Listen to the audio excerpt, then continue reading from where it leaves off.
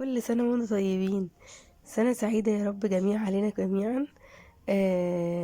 2023. تعالوا نشوف معايا الفكرة دي عملتها ازاي. مراية كانت عندي اتكسرت. اخدت الدايرة بتاعت المراية وقلت هعمل عليها الفكرة. لو انت مش عندك بقى المراية ديت، وممكن اكيد مش هيبقى عندك، هتجيبي كرتونة وتفرغيها من النص دايرة، وهنعمل بيها الفكرة. بس كده. وهتعملي دايرة من فوق صغيرة، وتلزقي الكرتونتين في بعض المفرغين. الصغيرة فوق والكبيرة تحت، عشان الصغيرة تبقى تتعلق منها يعني. المهم، بصوا انا حطيت فرع الزينة داير ما يدور زي ما انتوا شايفين كده. هلزقه واحدة واحدة كده بالشكل ده، وهوريكم بقى انا كنت هعمل ايه. وكان هي يفضل مني زرع كتير من الشكل دوت، ومش كنتش هعرف اكمل بقية الفكرة كلها وبقية الحاجات اللي انا كنت عايزة اعملها للسنة الجديدة. طبعا ده كله فرع زينة. فانا كنت في الاول هلفه على البلاستيك. كان هيهدر مني كتير قوي زرع. تعالوا نشوف انا عملت ايه و... وكنت هقدره ازاي بعد ما اخلص تزيين الايد اللي همسك علق منها فرع الزينة.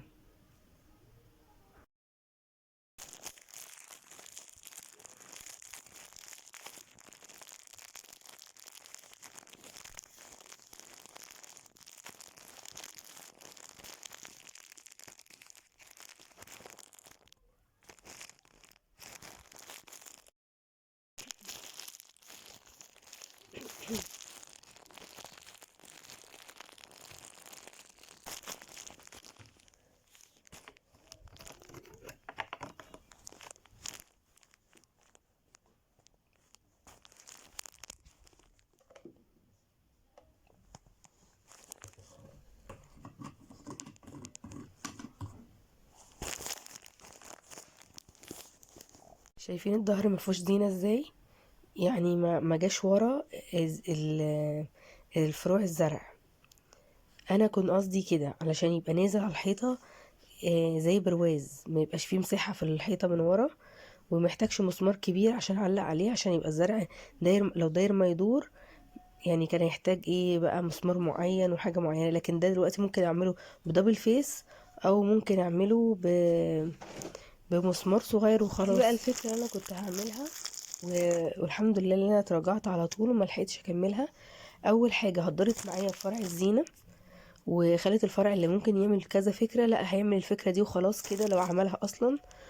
تاني حاجة ان كان هيخلي في الظهر مسافة ما بينه وبين الحيطة، كنت هحتاج اللي انا الزقه او احط له مسمار كبير، لان مش هينفع دبل فيس يتلزق بيه. فكان يعني هيبوظ الفكرة خالص ويخليها مش حلوة. شايفين الشكل عامل ازاي؟ وما كانش الفرع هيكمل. عمال احاول، لا ما كانش هيكمل وما كانش هيبقى لذيذ.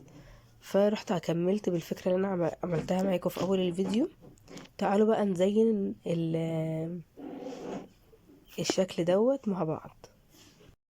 طبعا العليقة ديت بتحتاج جرازين بيتحطوا كده في النص، دايرة من فوق، بيدي منظر حلو قوي. طبعا انا هعملهم مجسمين، مش هعملهم يعني شكل كده وخلاص. فتعالوا شوفوا معايا هعملهم ازاي مجسمين بطريقة سهلة وبسيطة واي حد يقدر يعملها. الفكرة النهاردة سهلة وبسيطة، وفي الاخر بتدي منظر حلو وزينة كده للعام الجديد، نفرح ولادنا. آه، بعد ما جبت المربع اللي انا قصيته هضمه على بعض زي ما انتم شايفين كده، وهجيب الشمع الزقهم. بصوا شايفين اهوت. وبعد كده هجيب الشمع والزق الحته ديت. خلاص كده بقى جرز، بس لسه في حته نازله، هنيجي نقصها بالمقص كده زي ما انتم شايفين.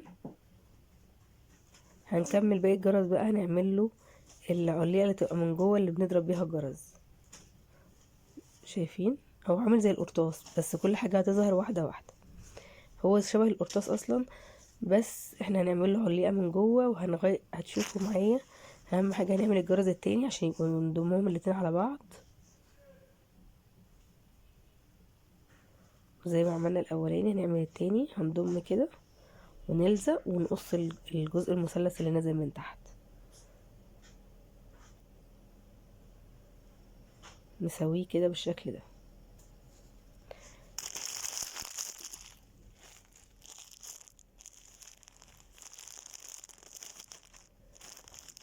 شكلته الاتنين بالشكل ده. هنيجي بقى نعمل الاجراز. هنعملها بفوم تاني. عندي فوم اخضر هستخدمه، اي لون بقى انت ممكن لو عندك. انا اخدت الاخضر عشان ايه؟ سنة جديدة وخضرة وحاجات، يعني ندخل اللون الاخضر في كل حاجة، والذهبي بيبقى حلوين مع بعض.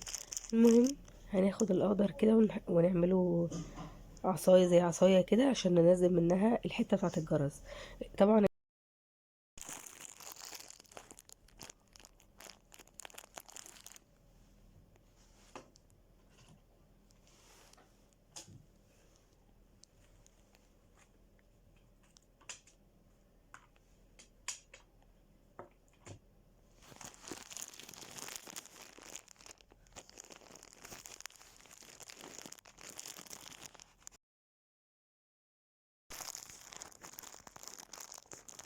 هنلزقهم بقى جوه الجرس.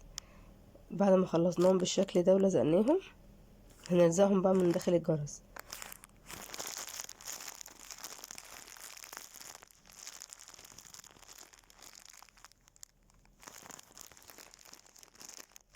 نوسطنهم كده جوه الجرس عشان ايه؟ يعني يبان شكلهم اللي هو طبيعي، ميبقاش لازقينهم في جزء من الجناب يعني الجرس. لا، نوسطن الجرس في النص. بصوا انا طولته بحتة ورقة شوية علشان يبقى مدلدل كده وظاهر من تحت.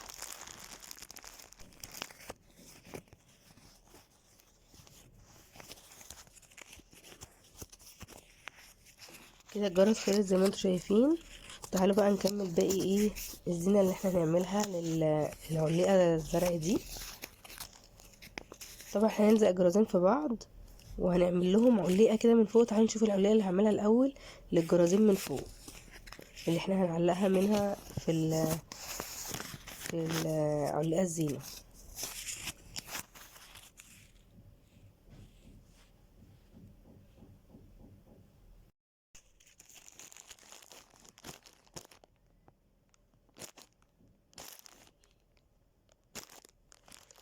زي ما انتوا شايفين كده عملت شريط طويل رفيع، وبعد كده هاجي احط الاتنين على بعض. تعالوا شوفوا ازاي من غير ما اتكلم كده الصورة هتوضح نفسها يعني. بعد ما قصيناه شريط طويل اخضر، شايفين اهو، بنضمهم على بعض عكس عكاس. بس كده، سهلة الحركة وبسيطة. وهنحطها بقى فوق بعد ما لزقناهم بالشمع. هنلزقهم كمان في الشمع في الجرازين من فوق بالمنظر ده.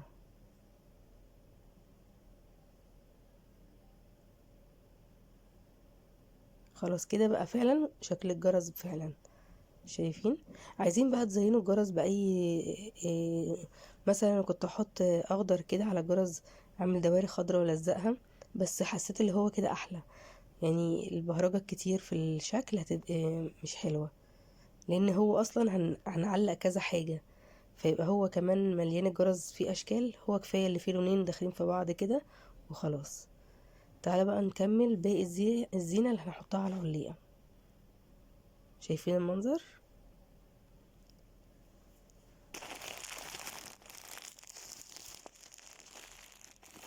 نيجي بقى الحاجات الصغيرة بقى اللي اتقطعت مننا واتهدرت مننا واحنا بنعمل الجرز. بصوا دي حتت كانت هترمي، مش هرميها انا بقى، هاخدها واعمل منها اجراس صغيرة نعلقها على العليقة. يعني دول حاجات كانت هترمي يعني، خلاص دول القصاقيس اتقصت وانا بعمل الجرز الكبير المجسم. بس انا ما قلت مش هرميها، هاخد مش هسيب قصقوصة كده صغيرة تترمي، هاخدها واعمل منها اجراس صغيرة نعلقها في الزينة زي ما انتوا شايفين كده. بصوا عملوا لي جرازين، وباقي الحاجة بقى حاجات صغيرة مش هتنفع اهو. وده الجرز التاني، علقتهم بالشكل. هنا بقى انا جبت الفوم الجليتر 23 بالقلم الفلوماستر يكون قلم واضح كده غامق، اسود ازرق اي لون، يبقى لونه غامق كده عشان يبقى باين في الكمبيوتر. او لو عندك منوكير ممكن تكتبيها بالمنوكير على الفون، هتبقى واضحة برضو حلوة. لو عندك لون واضح تعمليه بالمنوكير، او بقلم روج عندك برضو ممكن تعمليه، او تعمليه بقلم جاف وتعمليها يعني تخين، تعملي الرقم تخين وتلونيه من جوه بالقلم الجاف. بس انا كان عندي قلم فلوماستر فوفر عليا كل دوت، وقلت اعمل بقلم فلوماستر وقضى الغرض فعلا وادى الشكل المناسب اللي انا عايزاه. المهم بعد ما نكتب 20 23 هنقصها، بس مش هقص الارقام، يعني هسيب الارقام زي ما هي مكتوبة، وهقص بس الايه يعني البرواز بتاعها، هعملها برواز زي ما انتوا شايفين كده. والبرواز ده بقى هعمله شكل واعلقه على علقة اللي انا عملتها.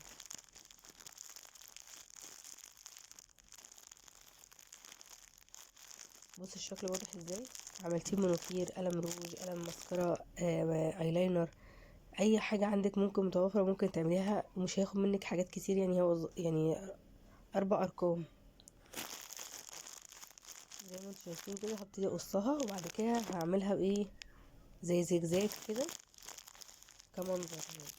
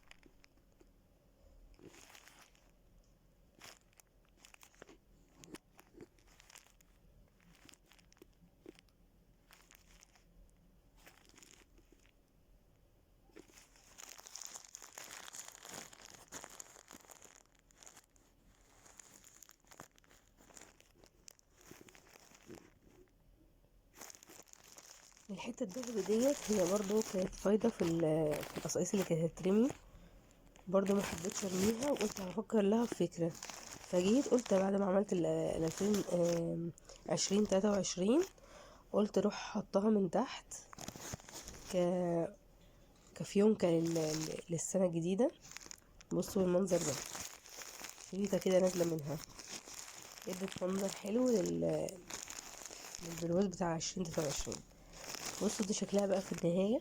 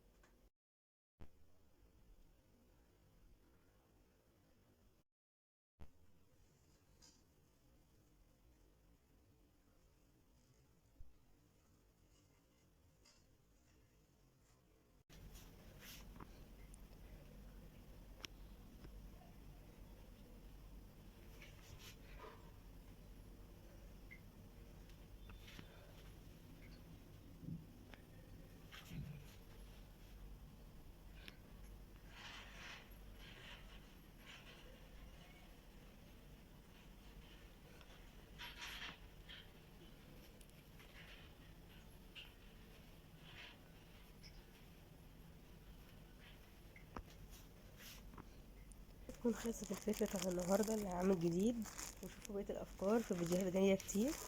ويلا سلام.